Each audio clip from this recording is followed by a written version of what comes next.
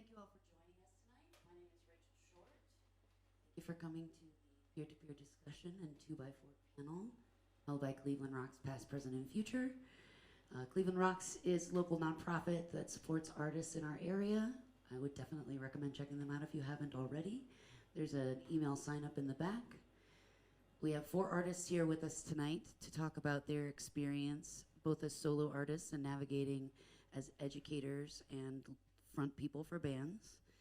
We have Noah Gittell, Asa, Daisy Pusher, Ness, and Morgan Hughes. Cheer.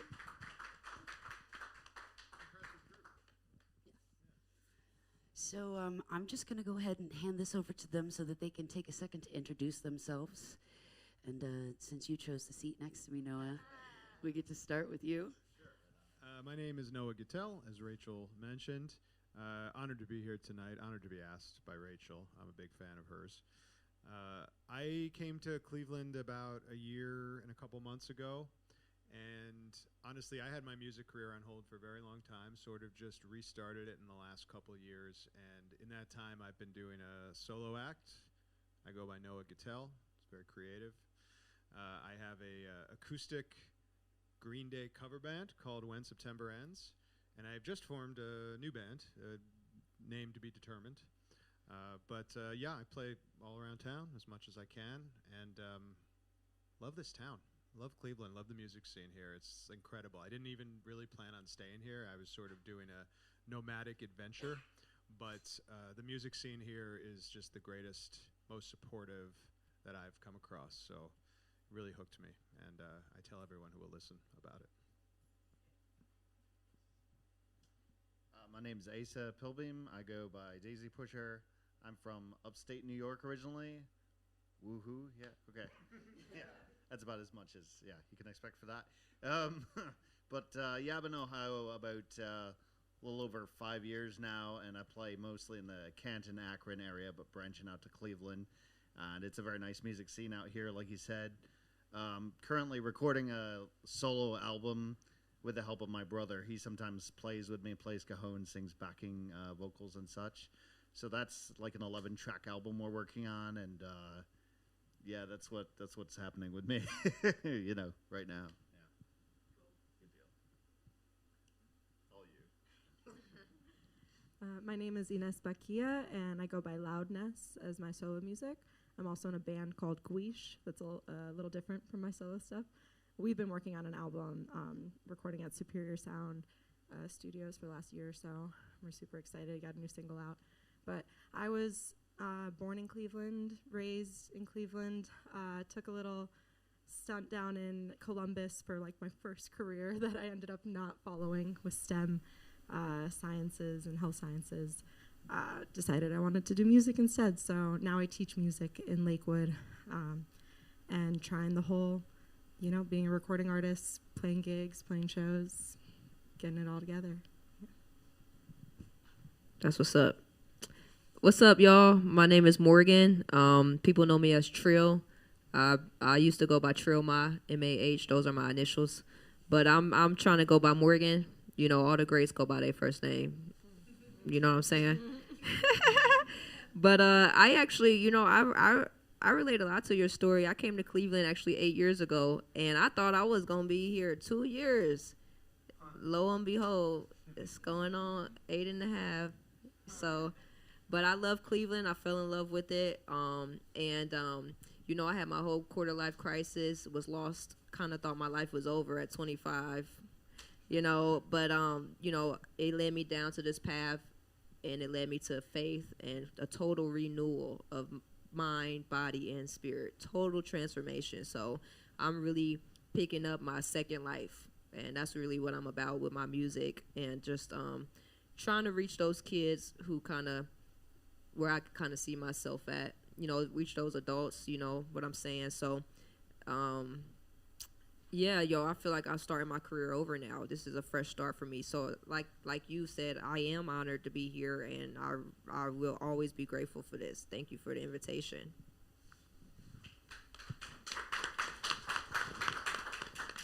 You guys are awesome.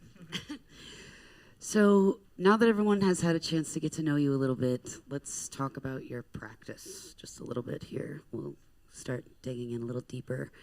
I'm curious to know, because you are all multifaceted musicians and educators, what that means for you in practice, how it differs, or does it differ at all for you in your solo endeavors from your endeavors with bands or in the classroom? Yeah, I can say for myself that being a solo, I should preface this by saying I have a day job. I'm not ashamed to admit. So music is it's a career for me, but it's a side career. It's a passion. So I'm lucky to have a day job that affords me a lot of flexibility. I work from home. But being a solo artist for me is not work. It's a joy. It's a passion. It's a way to express myself. I don't expect to have a huge career as a solo artist. It would be nice to have more of a career, but I'm not expecting that. Maybe part of that's also like re-entering music at middle age. Like my dreams are a little smaller than they used to be. In fact, I was talking about this with a friend recently, and we were talking about how our dreams change, and he said, "My dream is just to play a show where they mic the amps. That's it, And I sort of relate to that. I love being a solo artist. To me, it's the most pure form of expression that I have. Being in a band, especially a cover band, an acoustic cover band that I'm in, we have an artistic vision for sure, but we are a cover band. That's much more like work to me. I have to memorize a lot of lyrics, which isn't so much an issue when you're writing your own songs. You play it so many times, it just becomes part of it. Have to memorize a lot of chords, have to lead a band, and like that's such a delicate proposition at times. So it's just a whole host of things that you don't have to deal with as a solo artist, which makes it harder, I think, and for me anyway, much more of a struggle. But there's that reward, which is like when you're playing with other people and you've honed your craft and you share one mind and one soul for 50 minutes or an hour or sometimes 3 hours at a time. That's a kind of joy and reward that you just don't get as a solo artist. It all comes together. Yeah. It's the best. Yeah, absolutely. I'm kind of on the same page with that because I work a full-time job as well.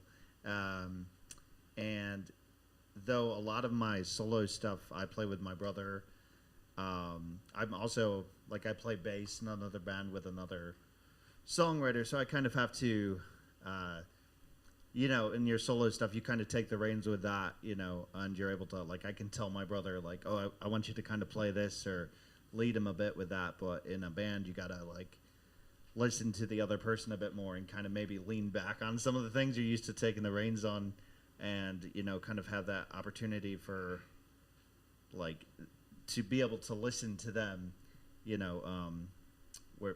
whereas with your solo stuff, you're more like forthcoming because I wrote it, right? So I can just tell my brother what I want him to play. Right. So this is what's in my head. This is what's in my head, and you're gonna do it. And yeah, same sort of thing. And I played in cover bands and been asked to play in cover bands, and it is fun to an extent, but it does start to feel more like work to me, where it's like, especially one that I've been in where it's like they want to make it bigger, but I'm like, I kind of don't want to blow up playing like other people's stuff. That's just me. You know what I mean? But yeah, so I mean, I don't know. I guess I do get more joy out of the creative process that it took for me to write something and then sharing it with people. And it's not like Limp Bizkit or something, so it's just, it's shocking, but it is. But but yeah, that's my thought process. I have a pretty different experience with my solo versus band situation, if I do say so. I also, like, music has become pretty much my everyday. There's some other side gigs, we know how it goes to make ends meet and pay the bills, but teaching music has really inspired my solo work over time, because I kind of entered it as, jack of all trades, definitely master of none at all, and, like, that has influenced my songwriting with keys, for example, piano, like having that be a part of my daily thing. I'm playing piano to teach students, so I have to learn more. And so that's been a cool thing I've explored with.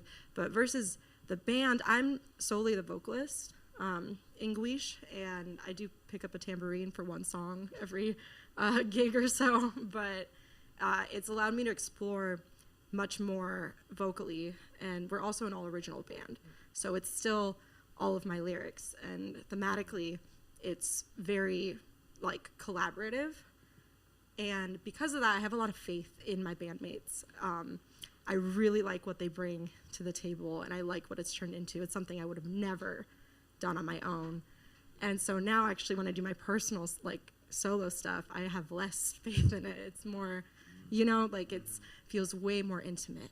I'm like, oh, every aspect of this, I completely relate to that. Yeah. Yeah, and it can be scary. When you try to switch those gears back, sometimes it's like jumping in the pool after being in the hot tub, you know? Yeah. Absolutely. And we also have, like, my two genres, and I say two in a very non-binary way, but the band is very energetic, and it's harder music. It's alternative, hard rock. It can be metal-esque at times, and my bandmates are in, like, hardcore bands versus my solo stuff. I'm much more pulling from singer-songwriter, or, like, maybe even, like, country or R&B, and a lot more writing. So, yeah, it definitely is a push and pull. I'm just very grateful to have both. Yeah, so I just got out off of work from my 9 to 6 job. Totally can relate. Me personally, how can I say this? My journey, I started performing on stage when I was like 14 years old. So me on stage with a mic in my hand, that's like natural to me. That's really, I'm an MC for real, you know, like I've MC'd weddings, all of that. And I was just thinking about that today. I was talking to one of my coworkers, and we were talking about, because I work with kids. My day job is working with kids. Right now I work with elementary school kids, and you have to project a lot. Somebody has to kind of lead them and command them. And there's not a lot of people who work with kids who can do that. You know, they love working with kids, but they don't have a voice. And I was thinking, I'm like, you know, I get that voice from performing. I understand projection and commanding an audience from performing. I've been performing since I was 14. I started at talent shows in high school. So I carried that with me all through college and everything. So I realized that it's helping me as a teacher. It's helping me lead and communicate in a way. And these kids, you know, they love that energy. I'm an energetic person, so they love the energy, all the noises I be making, hyping them up and stuff. You know, you got to do that for kids. So, you know, those is how those two intertwine. I will say that I worked for this nonprofit where we did teach hip hop music to high schoolers, and that really changed a lot for me. You know, that kind of reinvigorated my own music journey, just like you're saying, because I did have to teach them stuff. So I did want to hone in on my mixing skills, my production skills, and some of my best verses was with songs with them, with the high schoolers. Like, some of my best verses is a feature verse on their song. I'm like, man, like, and me and my friends used to talk about it. We used to be like, man, like, we're not. That's literally like that's my best friend since 5th grade. Hey, Gloria. This is a pleasant surprise. I didn't know she was going to be here. She lives in Cincinnati, so I don't know what they're doing here. I'm from Cincinnati. I love you. Yeah, so that's mad funny. Yeah, I love it. Yeah, so you know, like I said, I'm restarting. So right now, what I find that helps me is I pray a lot before I create. You know, because I really do believe that God has given me this gift as a woman MC, as a woman who understands the ins and outs of hip hop, who has the technical, who loves it, who can perform it. I have a talent. I believe it's God given. I want God to use it. So I try to pray before I create, and it is also my desire to take a lead role in like executive producing my stuff. And I don't know how to play an instrument. You know, I always wanted to play an instrument. I want to play the bass. I want to learn the bass before I die.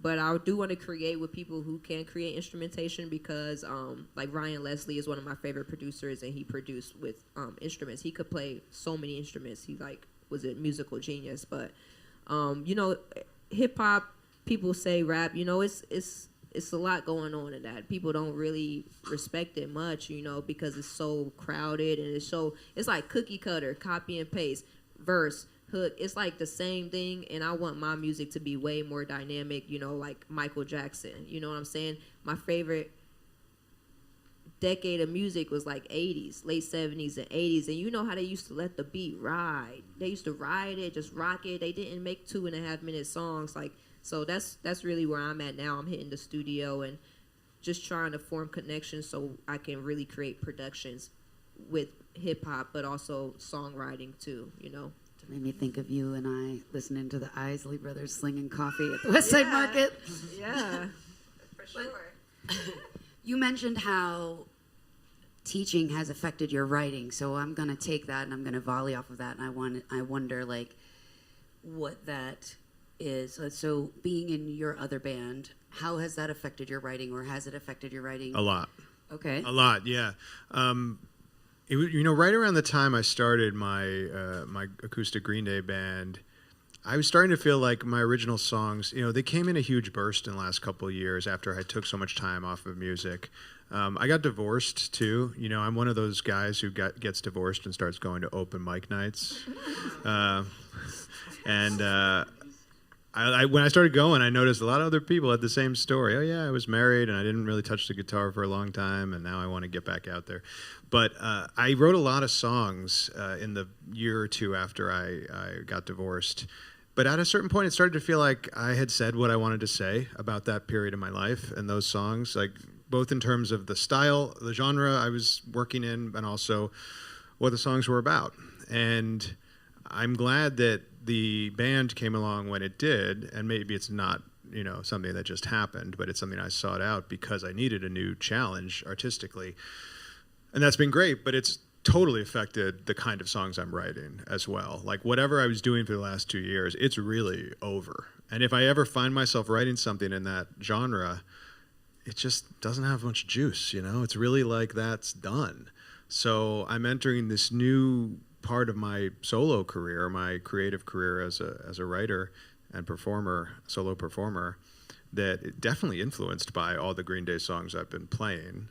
It's not quite in that style, but you can see how they are coming from just like playing these songs over and over and over and digging so deep into that catalog. And it's great because it's exactly what I needed. The worst feeling for me is being creatively stagnant, you know? So when I start to feel that way, I inevitably find something else. So I'm grateful that that's my process, and pretty excited about where this next chapter is going. Yeah, within like the past year, especially last year, me and my brother have always played, you know, quite a bit together, kind of on and off. But mostly a lot of my songs I wrote kind of like he would just pick up on and follow along. But then when I got into like in college going to open jams and playing bass or trying out different instruments and all that, coming back around to it, I'm like, now I find myself writing songs where I'm like, oh, I can picture this part, or, you know, like try and work with it instead of just kind of like giving him something and being like, oh, hey, here, I wrote this. I don't know how you're going to fit into this. Now I'm sort of envisioning other parts for it. And, you know, even being in another band, playing bass in another band, even though it's a totally different instrument and you're laid back, it gives you a better kind of outlook on how that fits into any song, you know. So, yeah. And, I mean, there's been a lot of instances, especially like last year, I met someone who plays ukulele, and we hang out, and she's like, oh, because of you, I started writing new songs. And that kind of got me back into, I'm like, what am I doing? What am I doing just sitting here and like, you know, like you said, that sort of stagnant thing where you're like, I've already written this, or like, I don't know, that's maybe me projecting, but that I get to a point where I'm like, what else could I, you know, write about? And then in the past year, because she's like, I wrote something, I'm like, here's 3 new songs about parts of my life that I didn't think I could write about, but I'm exploring that. So That's what you said about kind of giving someone something and saying, how can you, fit into this or replicate this or something. I had a very, trying to do that now with my band in terms of, taking more of a leadership position. Before, it felt very much like give them their space, and they've got the loud amps and electric guitars and drums, and I was kind of waiting, how can I fit my voice into what is happening, which led to some really cool creative stuff happening. Songs that I would not have ever envisioned me writing and just would not have happened on my own.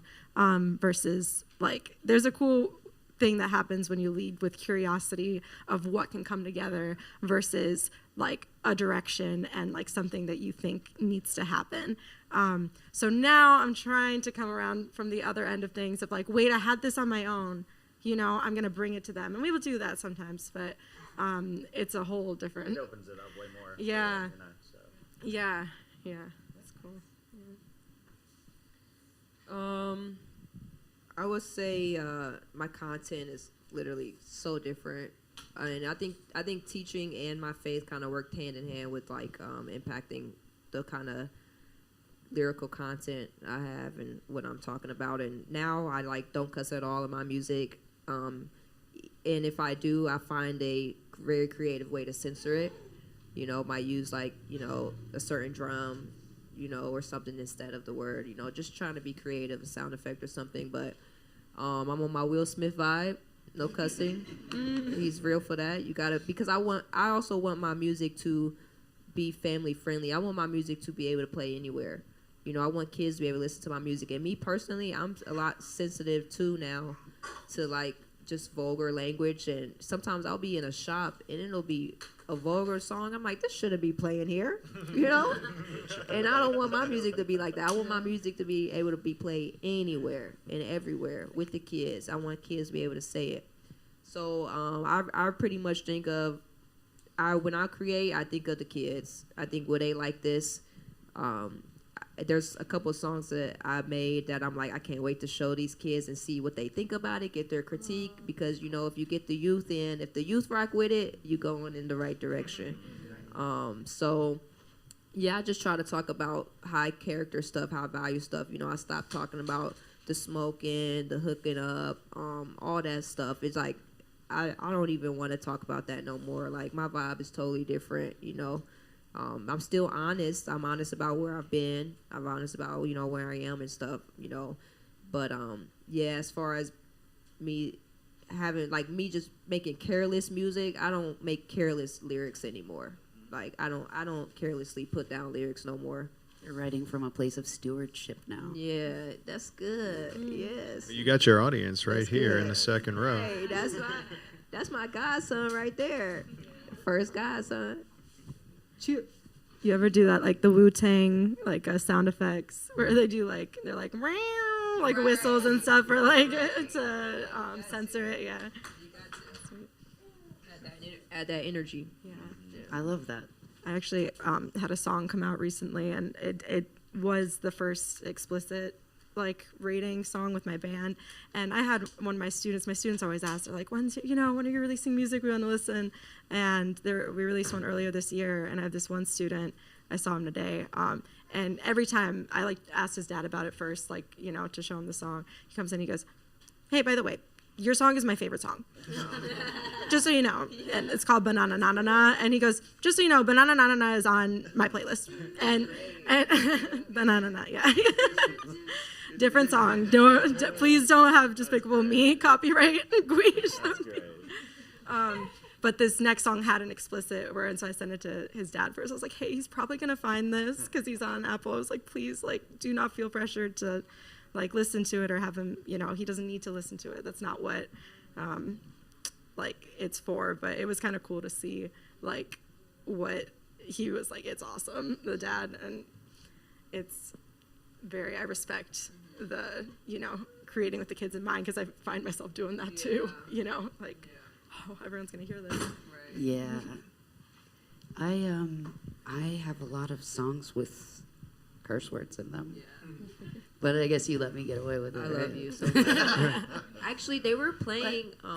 I know you like did a cover of "Stolen Paradise." They were playing that at camp today, and I was telling them, I was like, "My friend plays this song way better too." Well, I appreciate the compliment. I'd love to have a whole panel discussion about cursing in songs. I think it's a really interesting topic. It is. Because I know when I was a kid, I would always get excited if I saw that explicit content warning on the CD. I would love to be that for some child out there.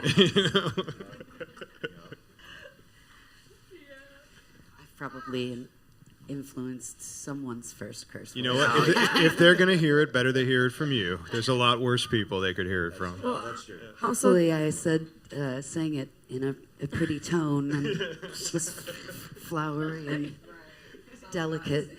Well, it is an honor Delicate too F for word. parents to give the go ahead. It's like that song is so good that it's okay. Like we ignore that. I know. He was telling me today another favorite song. His mom showed him thrift shop, and he was like, "We wish he hadn't showed him that because he's obsessed with it now." And there's a lot of cuss words in that song. I think I had never even thought about that before. I just wrote a bunch of words, curse words, and then I found myself in front of an audience similar to this one, and I had to just think in the moment, what am I going to say instead of the curse words? I'm already singing the song. Well, because I asked you. I asked you, for is this a tiny family ears. friendly? And you said, look for tiny ears. I was like, well, that's an on the fly. Yeah. Game time decision. That's what my mom said. She came to like a winery gig we did recently. She's like, there are children here. And I'm like, okay. So then I was like, we're fine. We don't play anything with yeah. And then that word came up and I'm like, As long as the word doesn't have to rhyme, Right. you can Then I'm usually throwing in some work of those around it, Wu-Tang right? things, like that. then the kids are like, what was that? Like, so, yeah, it's Then fun. that becomes the popular part of your song. 'Cause Yeah, everyone do can it again. stick to it. Do You have it to do it again. forever. Oh, Lord.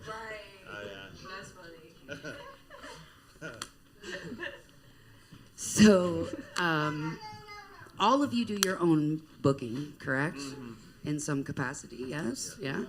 So, I would like to ask you a question about that in relation to, especially for you three. I know that it'll be a little different directed towards you when you're doing it solo and when you're doing it with the band. So, I know there are some differences when you're booking. Do you find one to be easier than the other? And is there any overlap? You know, most of the booking I've done for myself as a solo artist here in town is through personal connections and people that I know and I've met at open mic nights or at other people's shows.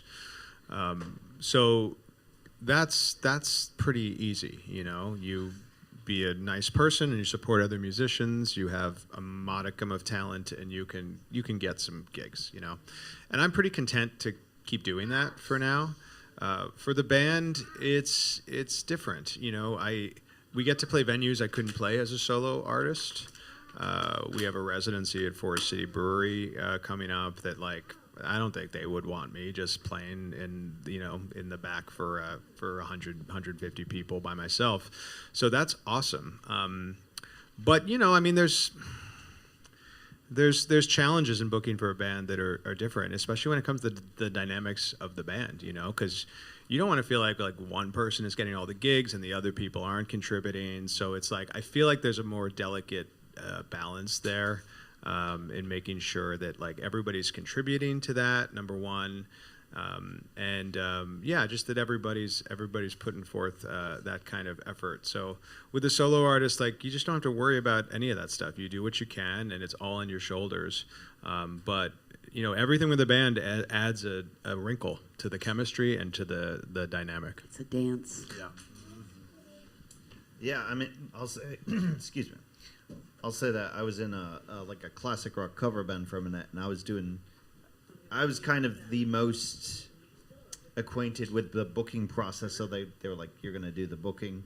But yeah, it is that important, like you're saying, to have everybody's input, so you're not seen as like, oh, you're only getting us the gigs you want to get us or whatnot. So the solo end is much easier than that.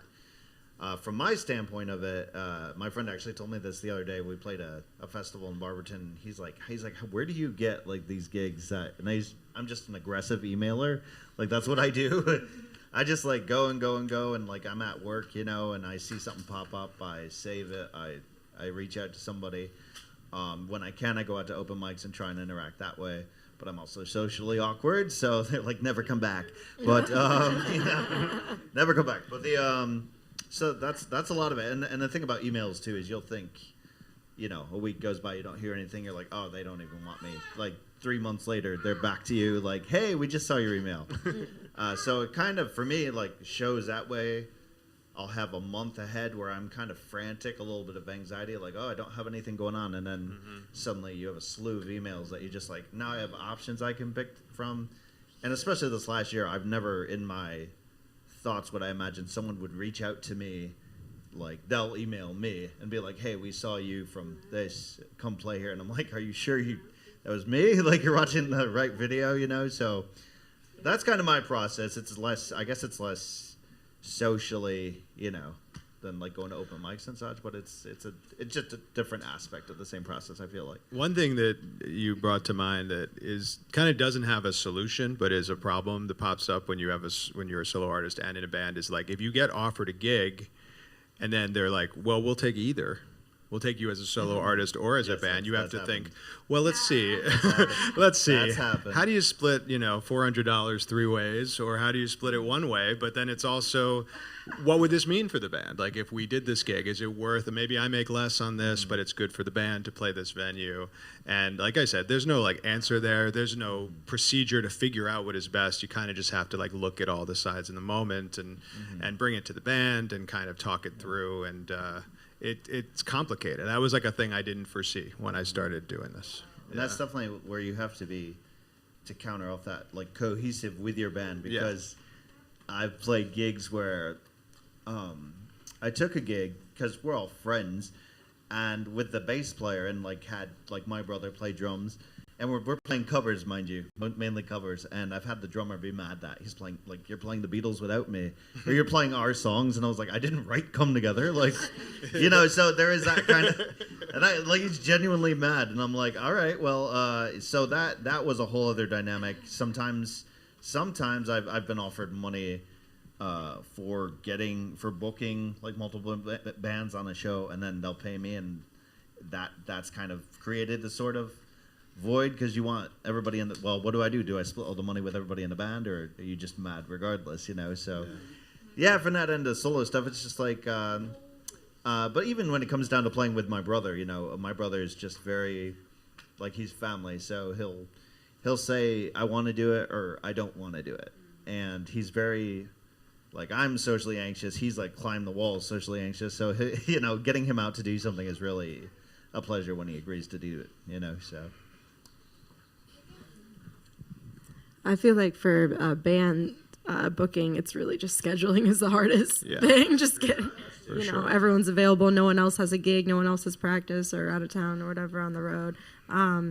I feel like I go about booking both solo stuff and band stuff in very similar ways. It's a lot of connections, word of mouth.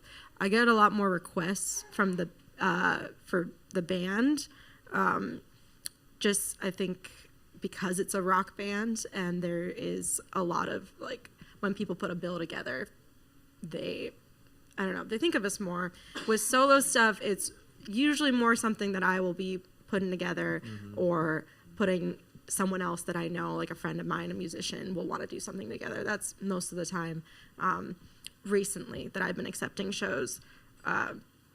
So I get to be a little more creative with it, which is cool. And I booked a show for this week on Friday, and it will be my band, but I got to do it sort of the way I do my solo stuff. And I got in touch with more of my crew of people, less of just like the scene, less of the rock scene. And it's actually a variety show as well. So it's like drag and DJs and like R&B, and we're the only rock band. So I'm like that I was able to lead in a very different like community DIY way. Like, hey, who even wants to be a part of this? Like, who wants to do this? This could be fun and a party. Very different from our usual rhythm of like a rock band reaches out.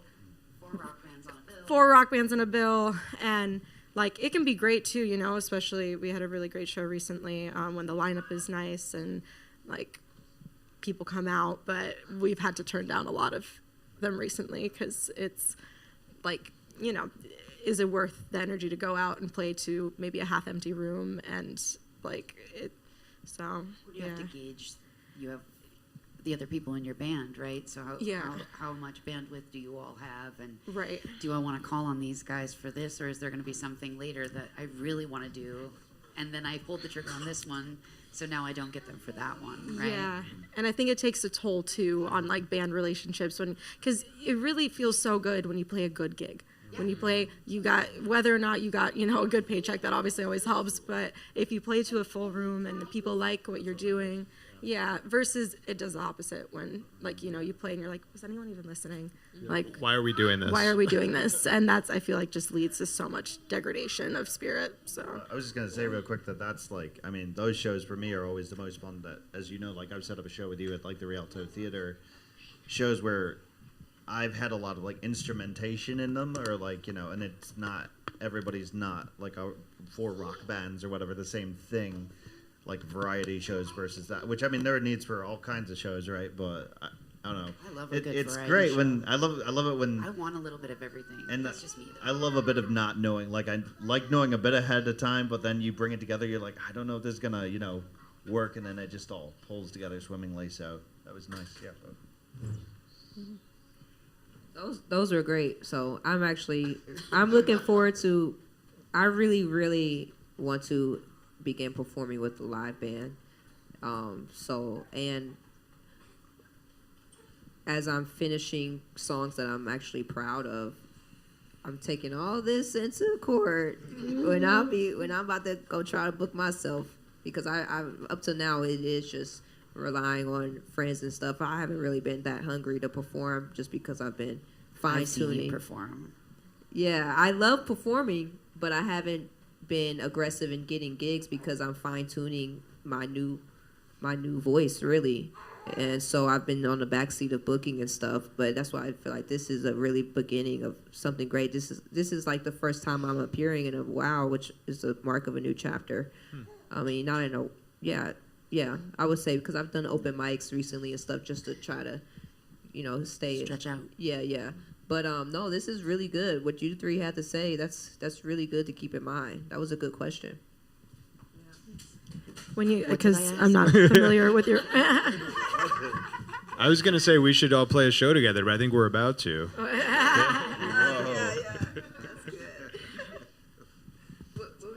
I was going to say, because I'm not super familiar with like what you do, but when you do MC an event or perform at an event, like is it usually like an all hip hop event, or like is it ever like a mixed bill, or is it kind of, like what kind of, you said kid friendly too sometimes. Well, usually it is a hip hop style.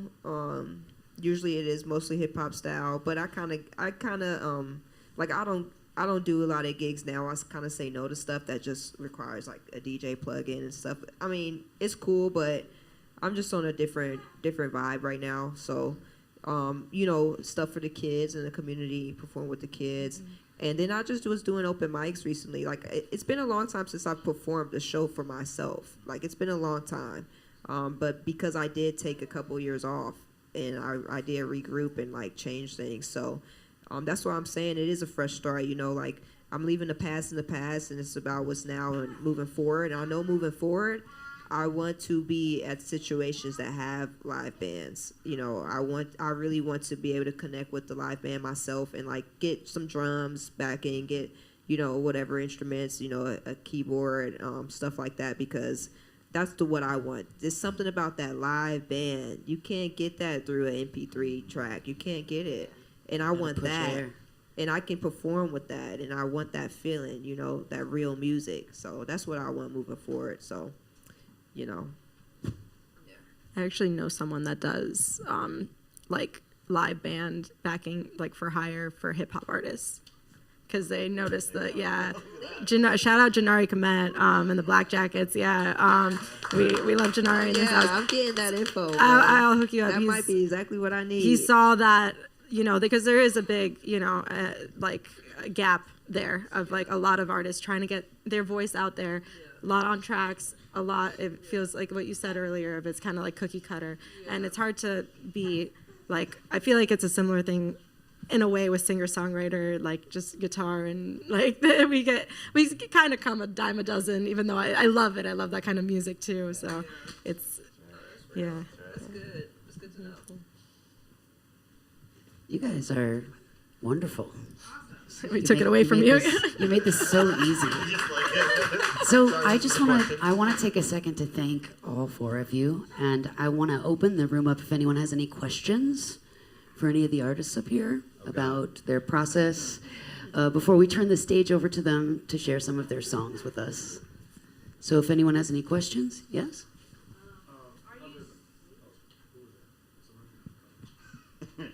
Going once, going twice. Okay. My name is Phil. I'm an artist as well and educator. So this is really cool to hear this. I just performed at Porch Fest, so that's why I'm shouting out the names and already met. He's performing there as well. I didn't catch it set, but I've seen him many times. Good go. I teach at Ohio Media School, teach audio production, engineering, all that. So I brought the students with me. And I brought them out here because I want them to hear stories and experiences from other independent artists. Not all of them are trying to be artists, but the way I teach them, like, you're going to be either an artist yourself or you're going to be working with an artist. So the knowledge you obtain is going to benefit somebody because we got to be a community.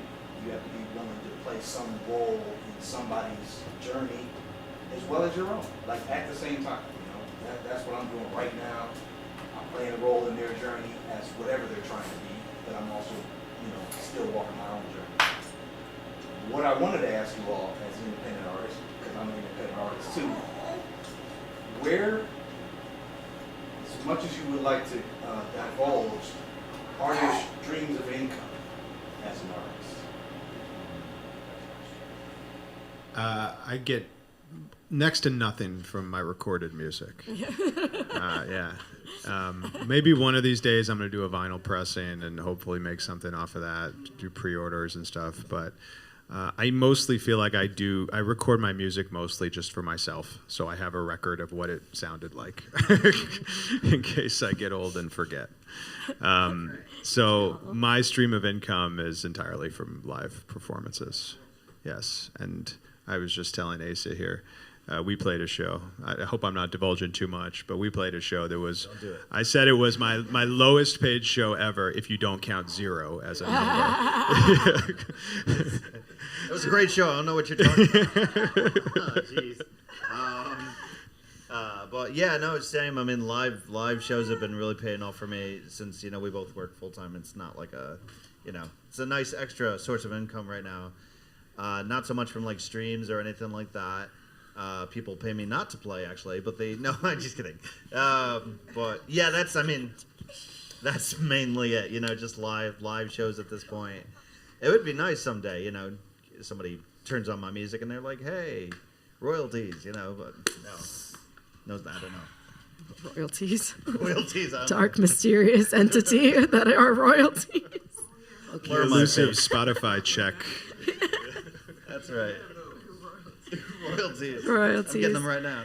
No, I should get on that. I know there's a bunch of things that you can do. No, actually, like with it, to protect your music that's out. That's like it is very valuable.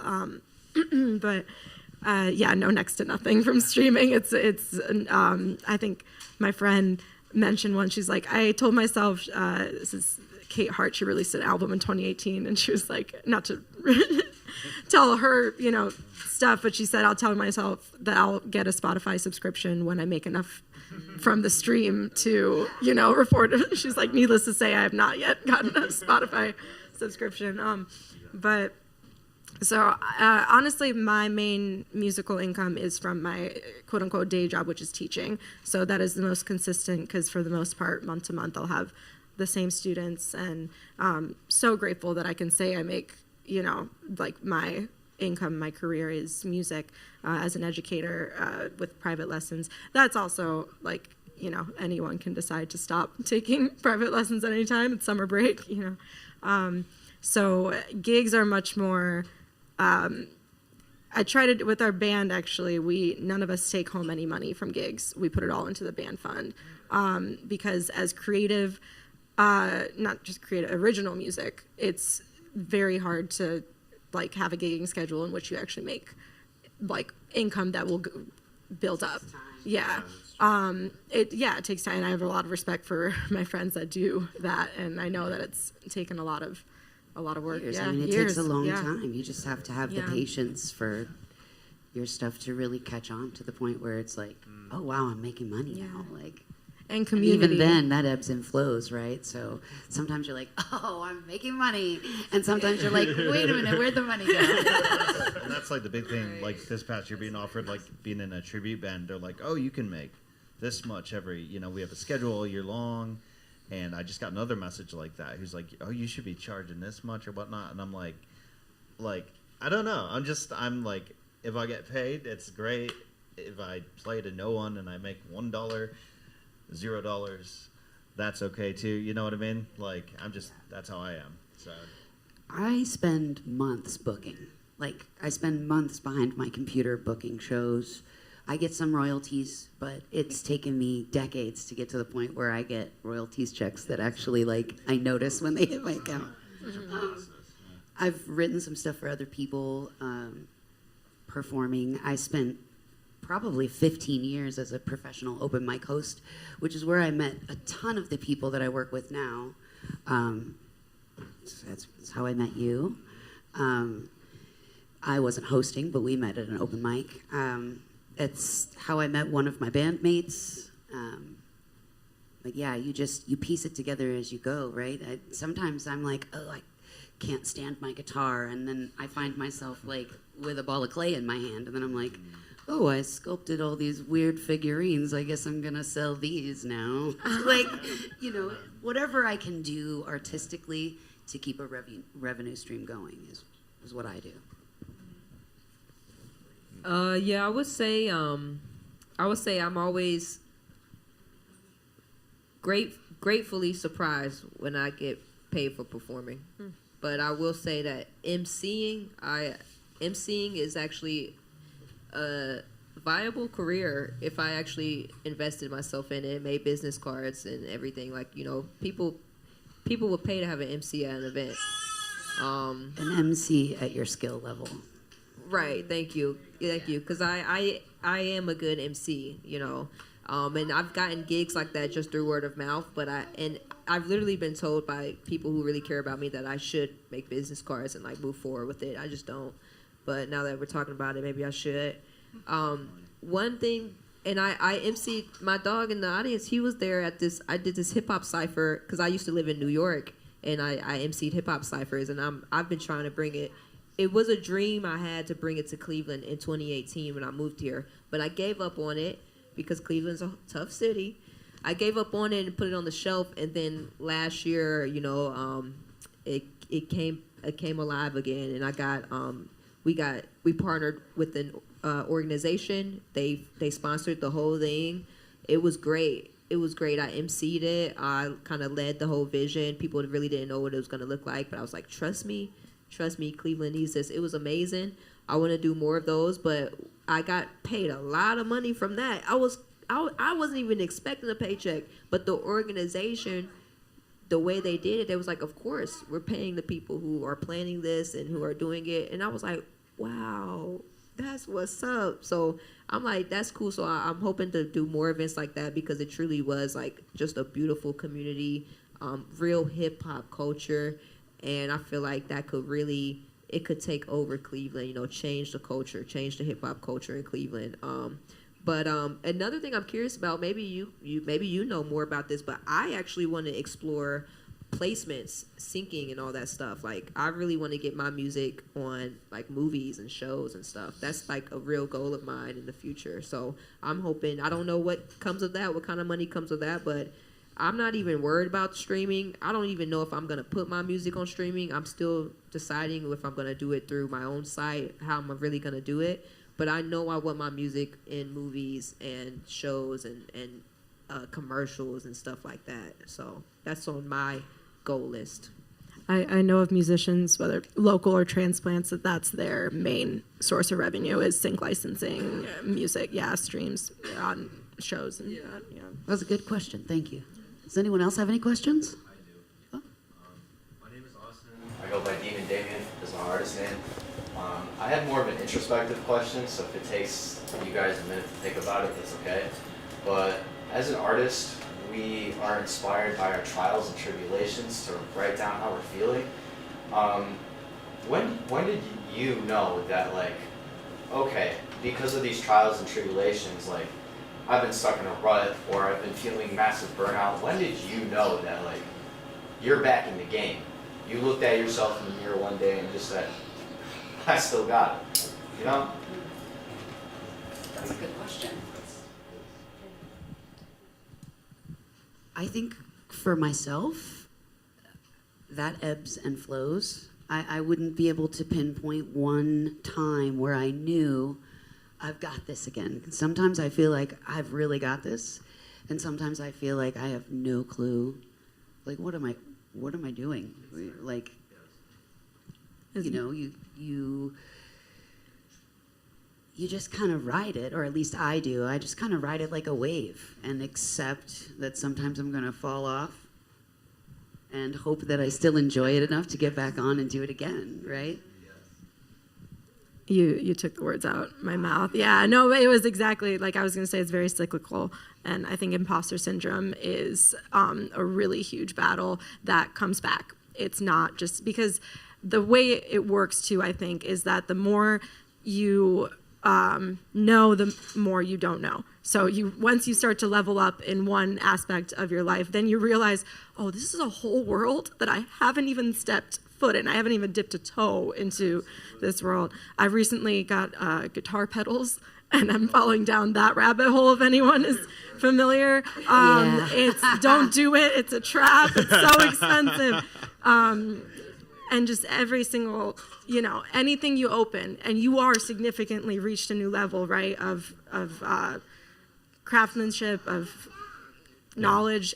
You're going to realize how much vast it is, and you'll feel the map like expands. A beginner. Yeah. Yes, Well, the video. To me, it's similar. It's a question of, like, when you're in an ebb, do something else creative. Maybe it's getting into pedals, or maybe it's you get into drawing, or maybe you write a play, or you don't know what you're going to do. But I look back at my journey, and I spent 10, 12, 15 years really not writing music at all. And I'm like, oh, well, maybe it'll disappear like that again one day. But then I remember I was doing all this other creative stuff during that time. And there were reasons I wasn't writing music, and I was putting my energy into something else. And I still do live in some fear of, like, it going away, because it has in the past, like, momentarily. But I think if you're a creative person and you're willing to put your creative energy into other things, maybe it keeps shuffling around a little bit before you get back to music or you get back to whatever your thing is. But as long as you keep indulging the creative instinct, I don't think it's a muscle. And if you continue to exercise it, I don't think it's ever gonna go away. Yeah, to go off that, like, I was playing shows, like, in upstate New York about, 6-7 years now ago, like, open mics and all that, and still didn't have, like, a definition of, like, who I was or anything. I was just going out trying to fit into different, kind of personas or whatever I wanted to be. And then I moved here and tried to play music out here, and I literally a whole year, I want to say I just worked. I was so depressed, like, didn't do anything until, like, the end of 2022.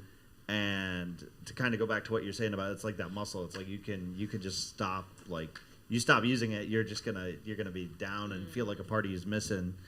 And so I start going back to, of course, every time I go to a concert, like, watch my favorite band, I'm like, that just re-inspires you. You're like, there they are, they're doing it, and then, just easing myself back into the open mics and stuff like that.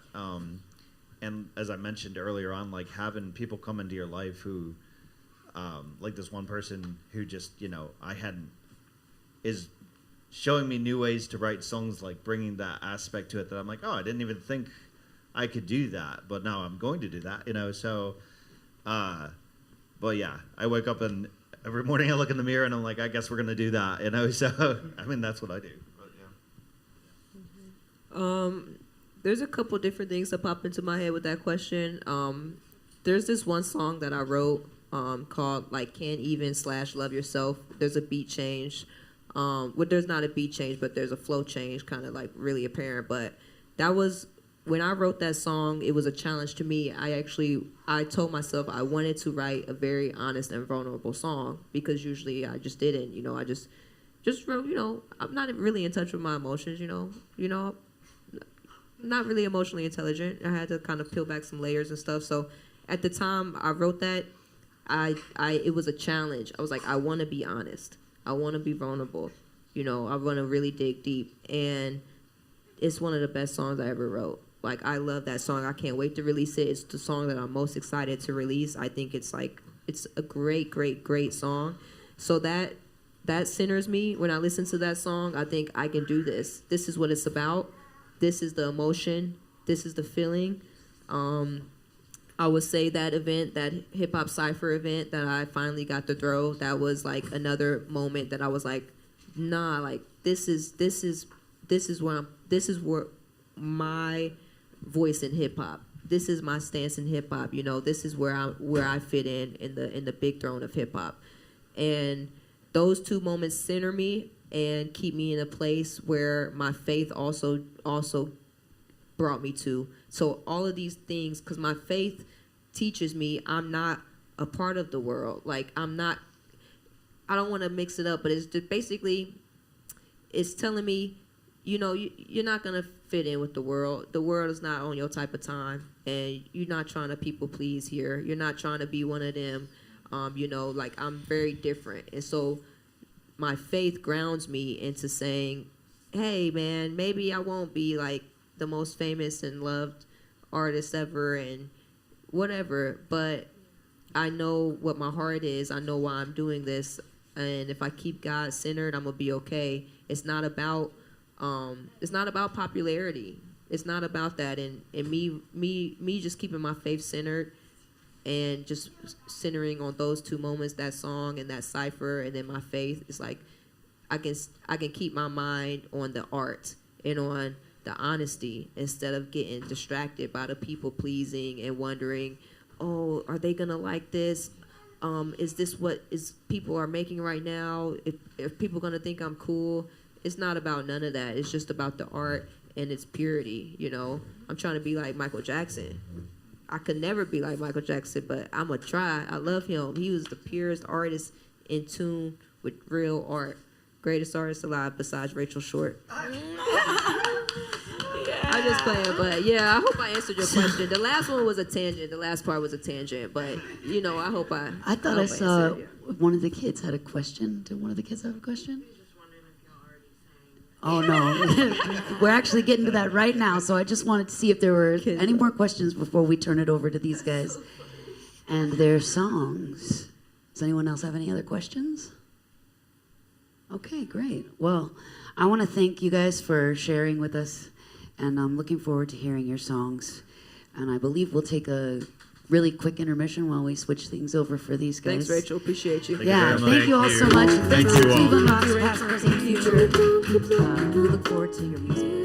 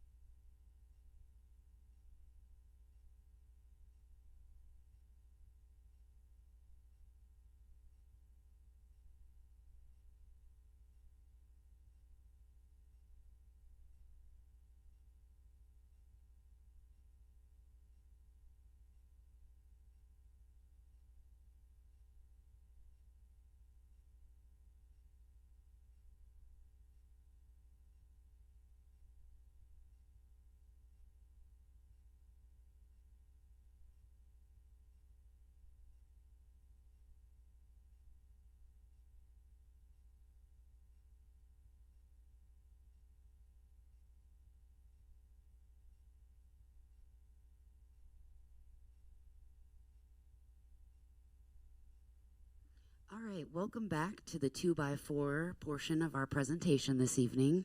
My name is Rachel Shortt, and I want to say thank you again to Cleveland Rocks, past, present, and future.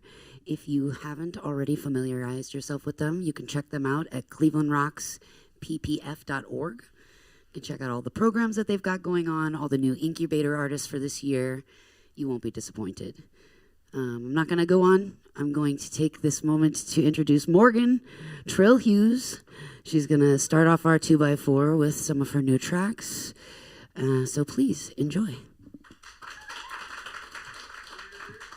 I don't ever use a mic stand, so let me move this out the way. All right, I'm going to start off with some acapella. You ready? Hi, how y'all doing? Let's cut to the chase. Never been one that be icing the cake. I say what I mean and I mean what I say. I don't sugarcoat it. I don't tiptoe it. Fearful of nothing that's standing in my way. I'm so serious, man. Look at my face. I'm persevering like what can I say? God is good. God is great. I did not come here to blend, then I'm going to win, and it's going to glorify him. You know I'm standing on 10, truth in my pen, bringing the light when it's dim. No fluorescent, I'm flourishing. Got the keys in the heart, y'all be forcing it. I've been born again, and I learned to speak. Hey, I once was blind, too, now I see. Steady growing since 2020. Got the speaker knocking, but I'm never lonely. Life feels good like Tony. God changed it all. He transformed me. I'm beautiful. I'm a 10 at least. That's inside and out. No movie screen. I'm with the kids, role modeling. I'm the full package delivering. You see me practice, I'm shooting threes. Got God on my side, it's the winning team. From the 5-on-3, was in NYC. Now I'm in the league, in the CLE. Thinking from Cleveland, the way I'm connected. Just follow the Lord, and the Lord keep on blessing. The people that know me, they really respect me. I'm locked in, never boxed in with the winning team. We winning with the winning team. Let's go, David. This is real hip hop. I'm just a rapper. So I'm about to rap for y'all real quick. We gonna start it off on this kind of vibe. Let's get it. On and on we go. I'm sweet like a Tootsie Roll, cool like an Eskimo, healthy like a vegetable. Try me, I'ma breathe, I'ma count the foe. Don't push me to bring the heat, exhibit edge control. You looking frazzled, y'all so haphazard with it. I'm like a master killer, like a habit killing, willing to go the distance. I really know y'all tripping. See, I don't need to speak on everything, I look over and witness. I'm not a Jehovah's Witness, come on, y'all know I'm a Christian. And I don't follow tradition, I follow the word. And I don't flake on commitment, I honor my word. When one of the flock is missing, yo, I'm like a shepherd. See, I'ma go and get them, yeah. We gon' return with a smile on our face, full of praise and gratitude. Thanking God for the day and all the mountains we done moved up and down. Life a ride, just roll with it, inner tube. Never stop going, show them how a winner move. I said never quit, rest, catch your breath, that's just the interlude. Who you trying to impress, talking about what you finna do. Actions is really what matters, like I'm in film and school. I value love and truth, one thing I'ma always do is speak up. I won't freeze up, my tough love, tell you the truth, then give you 3 hugs. Let you know I love you, pray what you, ask what you need, bruh. I'ma meet you where you at, just like G.O.D. does. He gon' meet you on the path. If you keep going, you don't need to keep up. And if you feel yourself going lower, then just reach up. He gon' see ya, best believe, bruh. They gon' hate and tell me, okay, enough. Huff and puff till we say, oh yeah, he fuck. And they start talking too much, don't have no sense of control.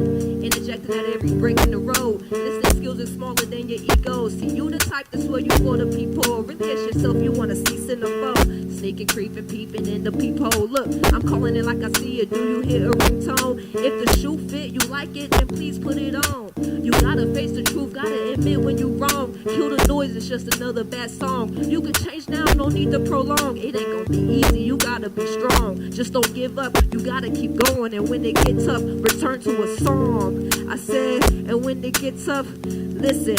It don't have to be what it is. Drowning in the hopelessness, we all still got love to give. Light it on the candlestick, don't put it under a basket. Just imagine, visualize what you want to happen. See the magic, and it don't take no sorcery. All it take is your belief. I don't care about your degrees unless you doing something with it, not using it as a gimmick. Yeah, I guess it's cool you graduated, you should be congratulated. But is you growing like the grass or stuck in places like the pavement? I see you, homie, but hear me out on what I'm saying. Your worth ain't found in your degree, ain't found in those who you appease. It's still there if we don't see. I mean, I'm just a human being. I'ma come up short and I'm made in his image, but I'm not picture perfect. There's honest people and then there's the demons lurking. Want us to be mindful of what we putting worth in. That's just my 2 cents. I'm just human, so don't worship. I pray we grow in wisdom and grow in discernment. I pray we find our value in peace and our purpose. I pray for grace when we face the final curtain. God is real, the only thing I know for certain. I got a testimony, but I'll leave the verdict to God and God alone. You love making calls, I'm trying to make it home. And I still love you even when you did me wrong. But that's for another one. Just hope you like this song. And I'm gone. Let's go.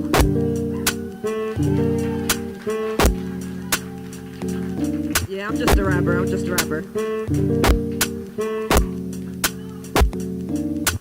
right, I'm actually that's just a placeholder beat. I'm actually trying to produce some production under there. So if you want to help out with that, shout me out. Let me know, okay? I'm trying to actually produce something under that. All right, this is the last song I'm about to do for y'all called Positive Energy. This is one of those songs I actually wrote a couple years ago, and then I ended up rewriting because there were a few lyrics I wanted to change. Some other stuff, I got out the cussing, and there was just a few lyrics that, was never really that good anyway, and I just made them better. So this is a song I'm working on. It's going to have a feature verse on it, but it's not done yet. So I hope you like this. It's called Positive Energy. You'll get to know me a lot more with this song and see what I'm about.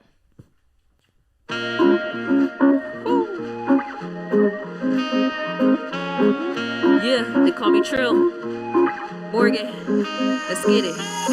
Hey, let's start from the jump. I never been fake, but my tracks pump. No average Joe, my tracks bump. They tried to downplay me, but I stayed up.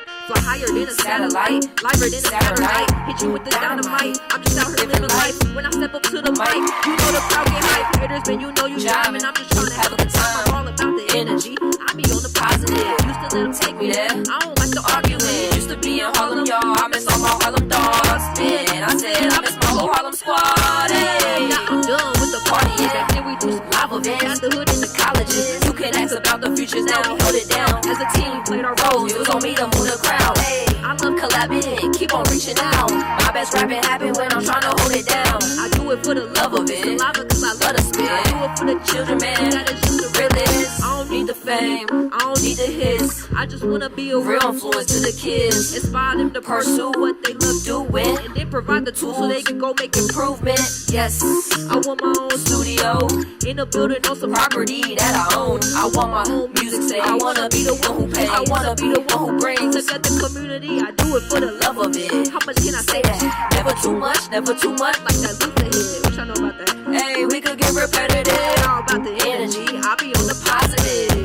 Y'all know never too much about Luther? Never too much, never too much. Since I was 13. I love Luther. Listen to this though, listen to this. If I'm being honest, I've had the same goals, same dreams since I was 13. But I didn't have the confidence, didn't have my own voice, wasn't assertive enough to make my own voice. I didn't quite understand I could truly do my own thing with my own plan. Yes, I'm be a great lawyer and it's something different that I'm gonna bring. I got my own vision, I got my own tools. I got a little bitty feeling that I won't lose. Yeah, some would even say I got the screws loose. Hey, put this on replay, who got the Bluetooth? So I'ma keep you guessing, this ain't Blue's Clues. No need to be stressing, trying to put 2 and 2. Hey, look how you dressing, who influenced you? Hey, shout it now, follow God, I ain't pursuing you. Hey, I gave my life to God and He renewed it, boo. Yeah, you know I love my life, it is so beautiful. Hey, you know I'm thanking God, He redeeming me. Hey, shout out to all y'all who believe in me. Didn't give up. Now, shout it, don't give up on your life. Keep pushing, promise you'll reach new heights. I've been there before, I know what it's like. Alright, now I'm done with the fight. Alright, that's it. Alright, I'm Trill. Appreciate you, David, thank you. I said, I do this for the love of it. How much can I say that?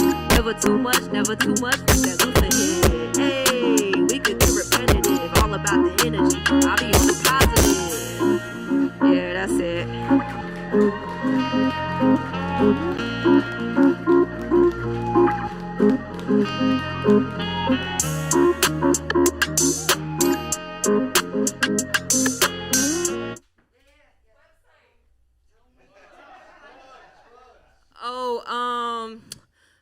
My Instagram name name is Morgan_Trill. I'm currently working on a website called Ham spelled backwards because my initials is Ham spelled backwards. Yeah. I don't know what else to say. I mean, my email is therealmorganhughes@gmail.com, you know. So just look for me. You know me as Morgan Trill, Morgan_Trill, therealmorganhughes@gmail.com. You can always hit up Rachel and tell her to holler at me.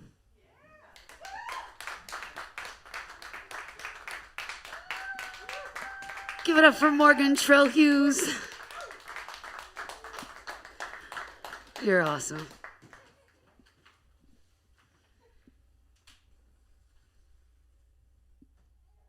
Every time I see you perform, you like blow my mind. I love it. And it's never the same.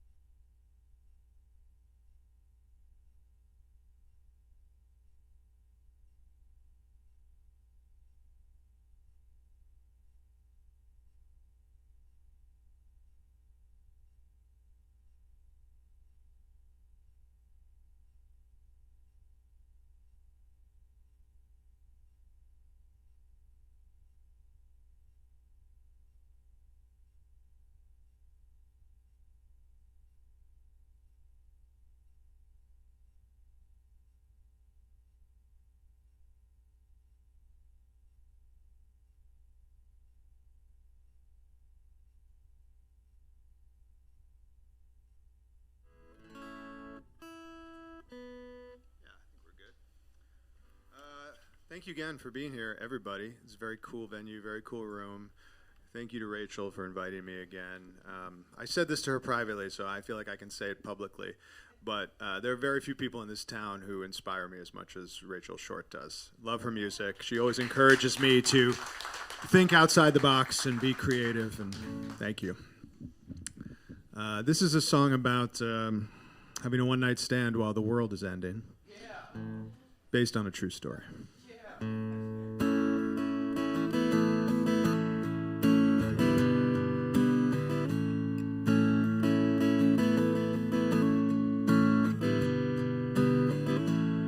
As you poured your cup of coffee,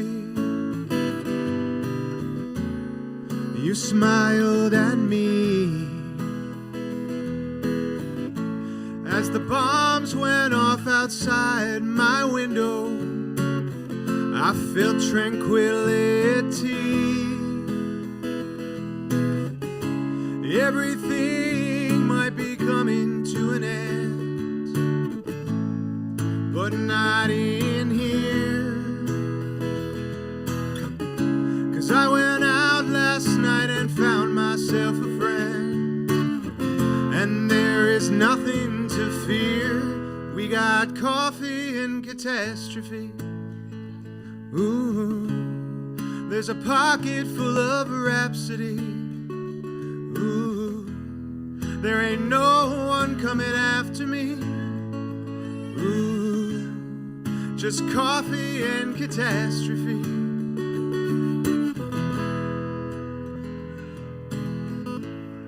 I can see the sun is shining behind the billowing smoke. All the years that I was worried about my future was just some kind of joke. 'Cause when you set those green eyes on me, I forget all my past. So many things are still beyond me, and no one knows what will last. We got coffee and catastrophe. pocket full of rhapsody. Ooh, there ain't no one coming after me. Ooh, just coffee and catastrophe.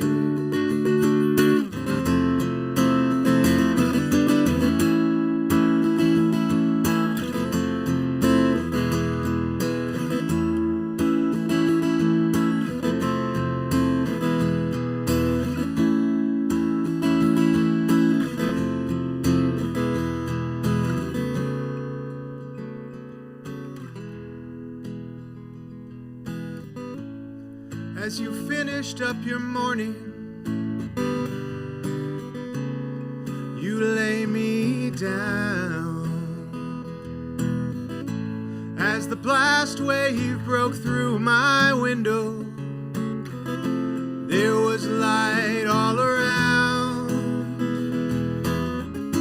Everything might be coming to an end. I get to see it through.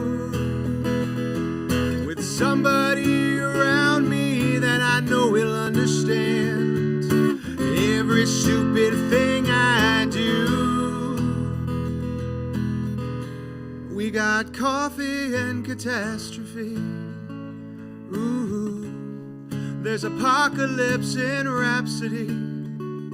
Ooh, there ain't no one coming after me. And that ain't no kind of tragedy. Ooh, just coffee and catastrophe.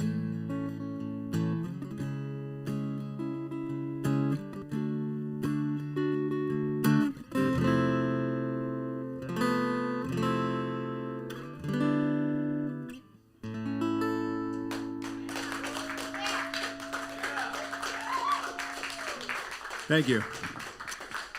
I'm going to take this opportunity to do a couple plugs, if that's all right. Tomorrow night, I am a featured artist at the Secret Songwriting Society. It would take me a long time to explain what that is if you're not familiar with it. So if you're interested, talk to me afterwards. Be happy to tell you all about it. And Wednesday night, I am playing at Brothers Lounge with my good friend Bailey Jade, who is an incredible singer-songwriter herself. It's being billed as my farewell show because I'm going to be out of town for most of the summer. But, I'll be back. It's not really a farewell show. But I am taking the opportunity to bring a lot of my friends on stage to join me. The aforementioned Kate Hart, who Nez mentioned earlier. She'll be joining me for a couple songs. Kate Swope, formerly Kate Kuzer, will be joining me. All the Kates. I've got all the Kates coming. And Dan Holt. A few other people are joining me. It's going to be a very special show. So Brothers Lounge at 7 o'clock on Wednesday. And then I'll see you in the fall. This is a song about dying and becoming a tree.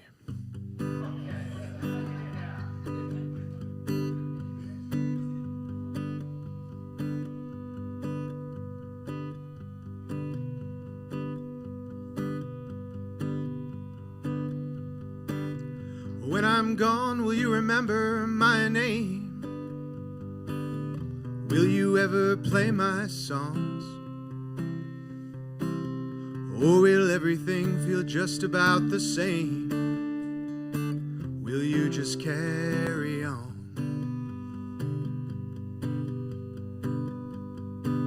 And when my body grows cold, will you recall how it burned in your bed?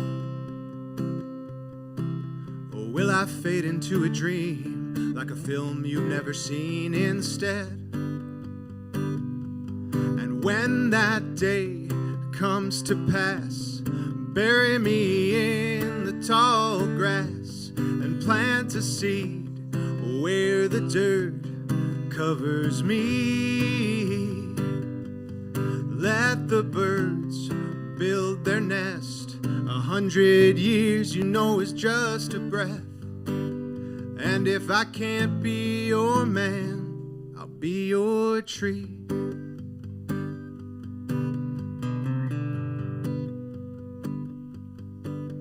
When you've lived for 60 years, will you be sure to keep your love alive? They can never take the part of you that's pure, though I'm sure they'll try. And when the evening sun is fading into night, but still your eyes can see, will you catch a glimpse of something so bright back in your memory? And when that day comes to pass, they'll bury you in the tall grass. Where the dirt covers you, they'll plant a seed. Let the birds build their nest. 100 years is just a breath.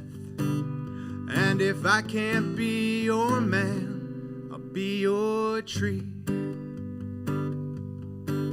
Yes, if I can't be your man, I'll be your tree.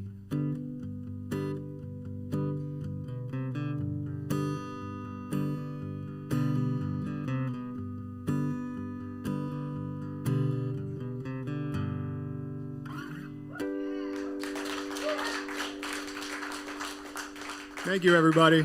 Thank you, Rachel. Thank you, Cleveland Rocks. Instagram, Noah_Gattel. That's probably the best place. And at Secret Songwriter Society tomorrow night. 2 T's, 2 L's, too. Got to remember that second L. That's a doozy. Double, double.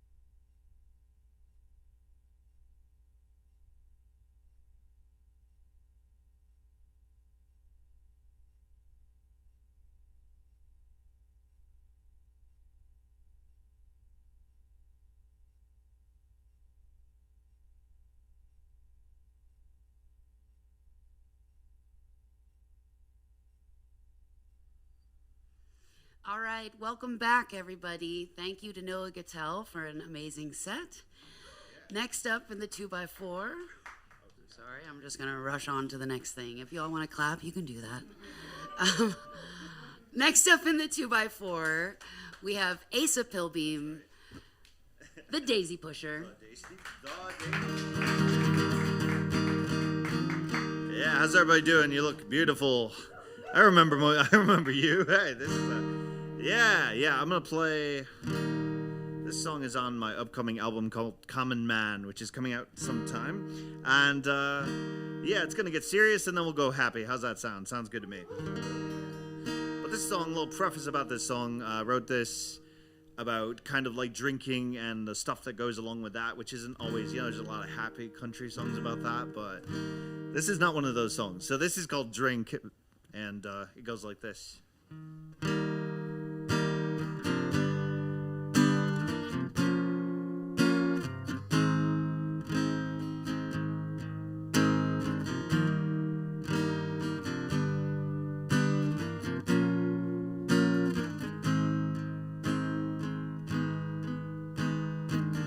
Liquid culture, restless days, pull me under into your drink. Take a number, count me in, one more hour till I'm sober again. Walking down Margaret, trying to read the signs. Saw a policeman double in size. Snowbanks hold the reasons why. Tell a friend that I'm in love, but I can't quite remember who I'm thinking of. Falling down Sumner, trying to make it home. I'm not an Alexander, just might break my bone.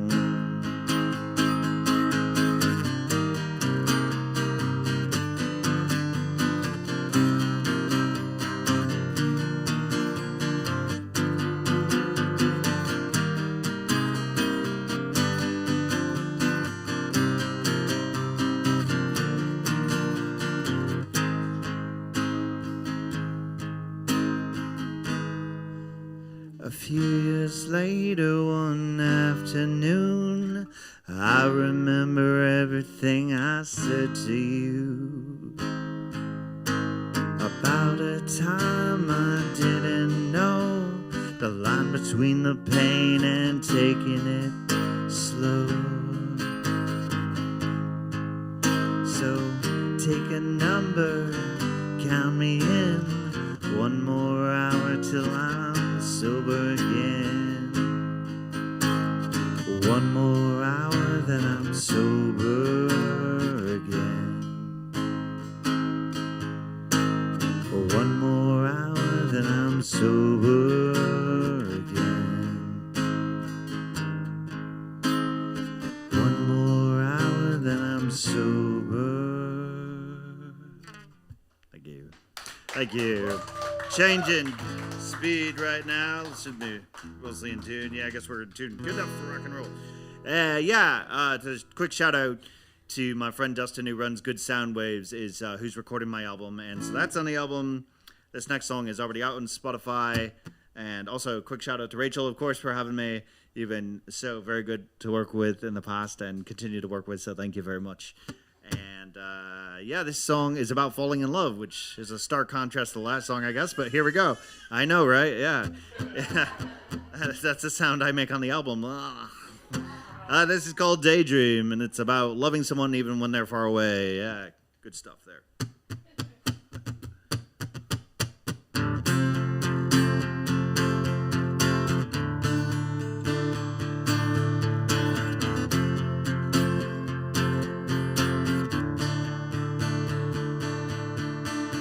Oh, please hold on to me and the sounds that come from the street. I can see in your eyes running so far from me, but you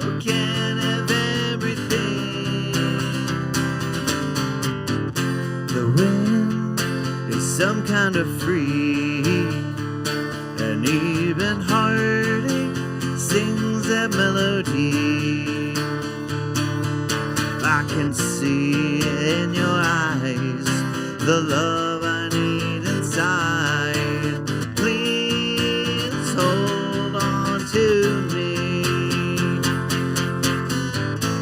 Drifting away, I'm carried away, out of sight. I know you'll be alright in my daydream.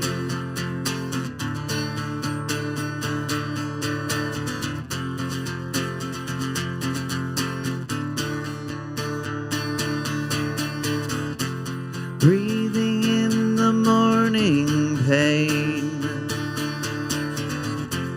Watch the colors with dark rain. Roll your face touches mine. What a thrill to be alive. Breathing in fantasy. Drifting away, I'm carried away, out of sight. I know you'll be alright in my daydream. Out of my mind, your stars start to shine. Out of my mind for you. Oh, drifting away, I'm carried away, out of sight. I know you'll be alright in my daydream. Oh, please hold on to me. I've heard love is something you can't see, but the truth's in your eyes, and I see when I close mine. Love drifts on over me. Ooh.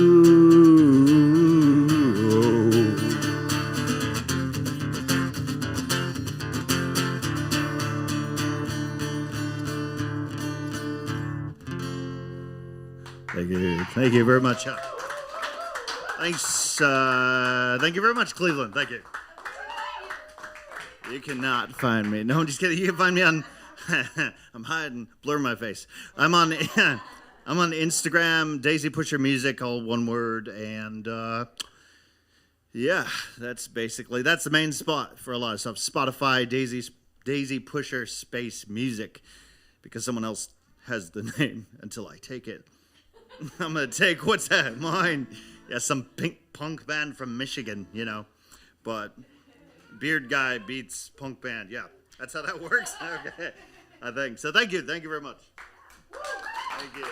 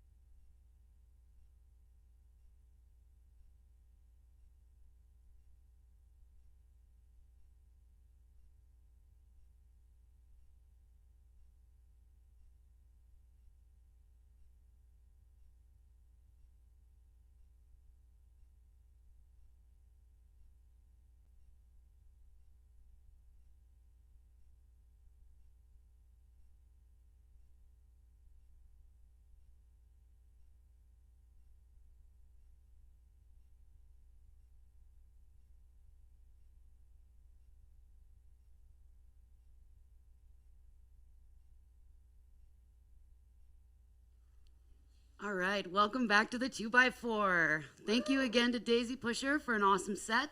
Next up, we have Inez Bacchia.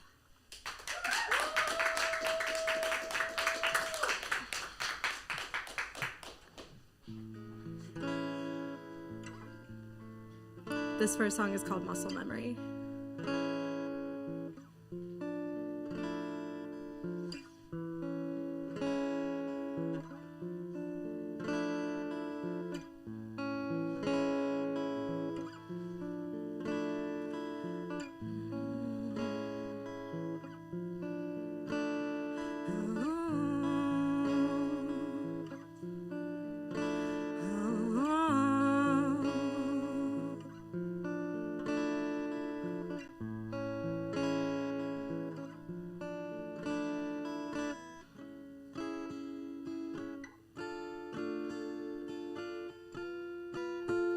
If I'm reaching out to you, it's just my muscle memory. Some changes overdue, you don't know what you meant to me. It's like fading deja vu in my dreams.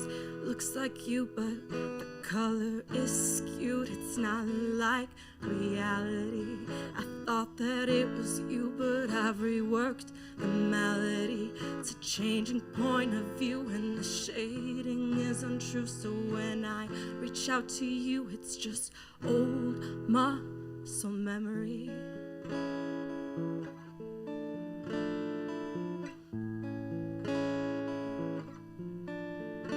I'm retraining.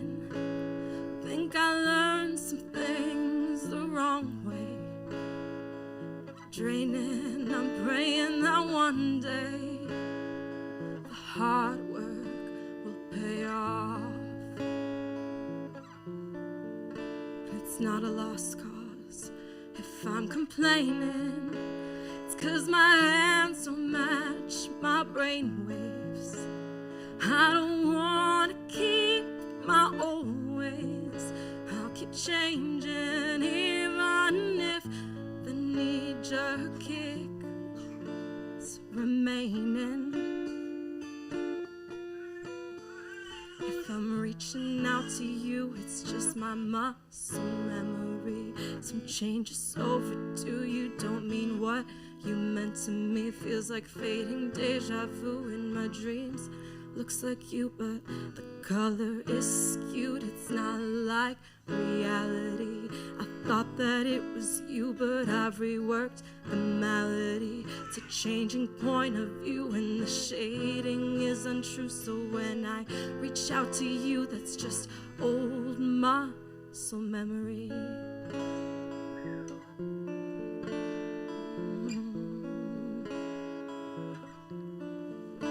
I'm just fighting the impulse, just biting my lips closed, 'cause I'm this close to crashing out.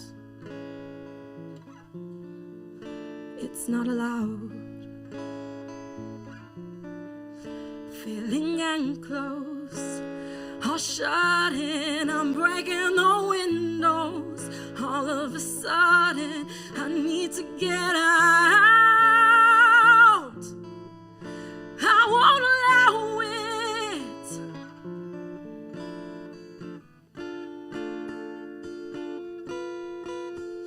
If I'm reaching out to you, that's just my muscle memory. Some changes overdue, you don't mean what you meant to me. Feels like changing deja vu in my dreams. Looks like you, but the color is skewed. It's not like reality. I thought that it was you, but I've reworked the melody. It's a changing point of view, and the shading is untrue. So when I reach out to you, give me a moment, I'll undo it. I won't see it through. It's just old muscle memory.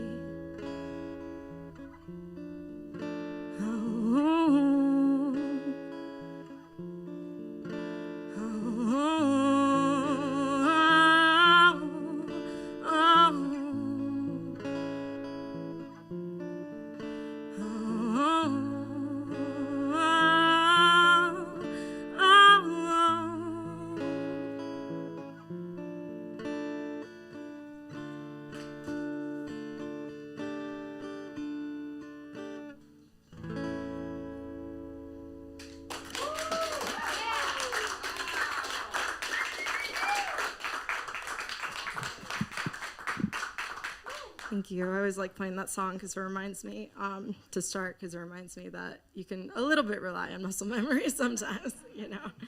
And it reminds me to slow down as well. I wrote this song about repeating the same behaviors and same habits, even when they're no longer in your best interest and they are no longer what you're aligned with, and trying to move into a new pattern, a new rhythm. So, truthfully, I didn't fully decide on the second song I was gonna play, but this one's been stuck in my head today, and I really like playing it. I think I'm gonna play this one. Game time decision.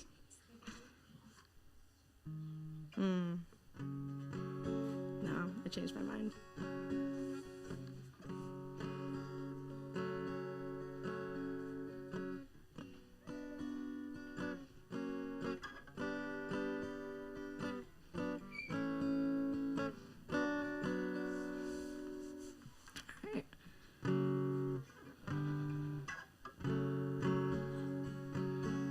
The song doesn't have a title yet.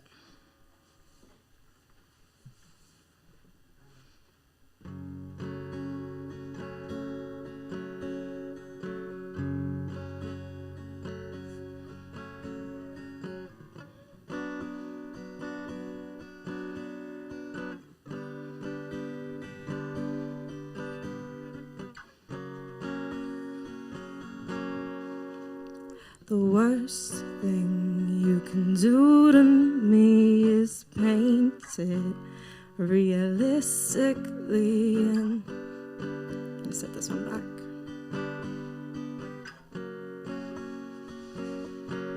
Hi. The worst thing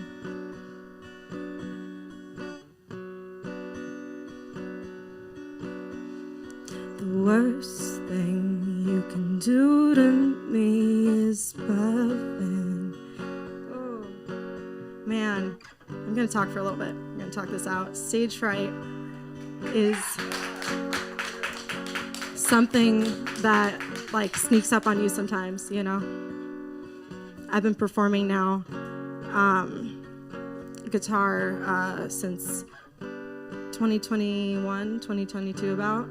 I've been singing since a little kid, but it's still, you know, honestly, open mics is the worst for me. And something like this, where it feels almost like an open mic, it feels like a, you know, okay, here's your turn, say your bit.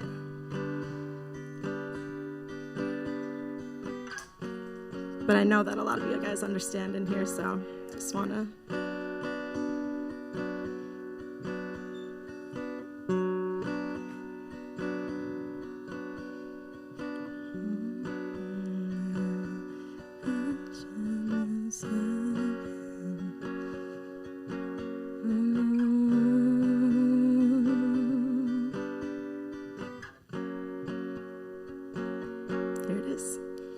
The worst thing you can do to me is show me what it could be and paint it realistically, then wipe the canvas clean. The worst thing I can imagine is having to imagine a heaven. I can imagine the scene, but I don't care if it hurts. Again, I wanna feel it all. I wanna be a million miles deep in love and keep falling. I wanna kiss the sun. I wanna burn my lips. I want to feel this pain for as long as I exist. Can you give me what I want? Can you give me what I want? Can you give me what I want? Give me what I want. Give me what I want. The best thing you can give to me is loving, viciously is sinking in your teeth and making me bleed and weak. I bleed. I'm weak, 'cause I don't care if it hurts. Again, I wanna feel it all.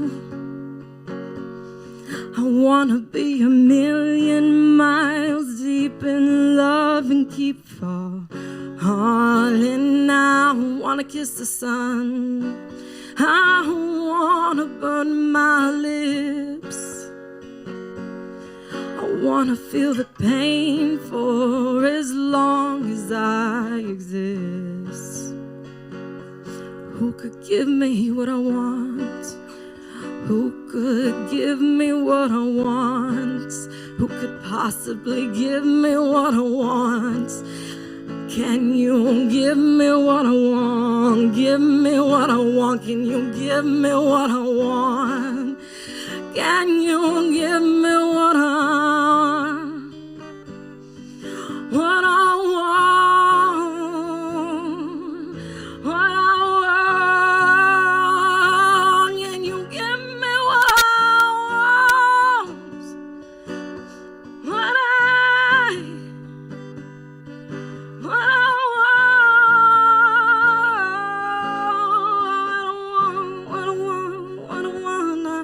wanna kiss the sun. I wanna burn my lips. I wanna feel this pain for as long as I exist.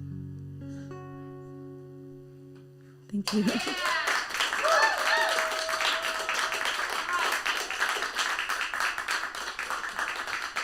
Thank you very much.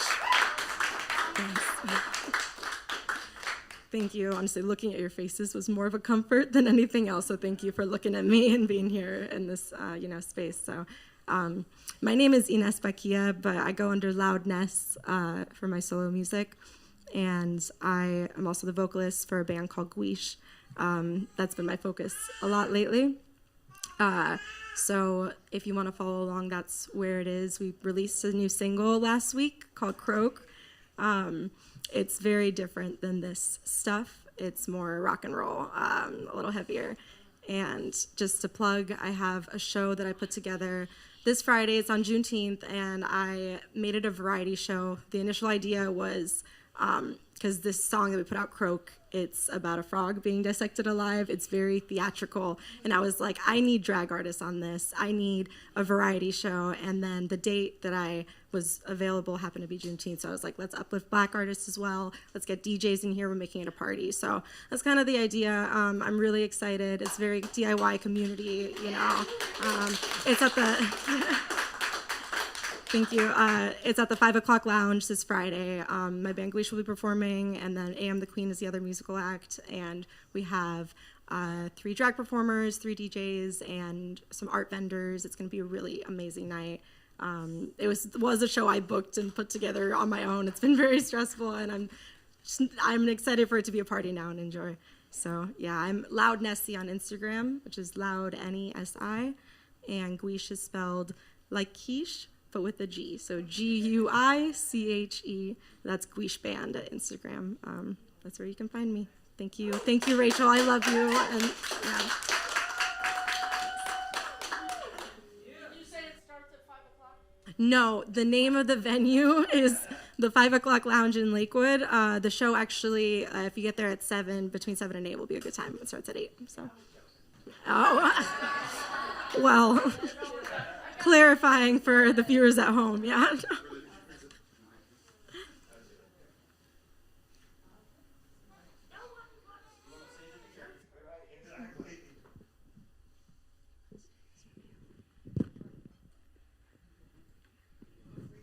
I put a cough drop in my mouth right before I came up here. Thank you all for choosing to share your evening with us here at the Cleveland Rocks shop. And thank you to Cleveland Rocks past, present, and future for offering a platform to not just us, but so many other artists in our area and regionally. If you didn't get a chance, please be sure to go to the website. That's clevelandrocksppf.org. Make sure you look up all of the artists from tonight. And just thank you all so much. My name is Rachel Shortt. I play locally as a solo artist and also in a trio, Short Stories. I'm one of the 3 parts that make up the trio. I mean, you can do the math. So, I'm very grateful for your time and your company this evening, and I can't thank you enough. So please travel safely, and we'll see you at the next show.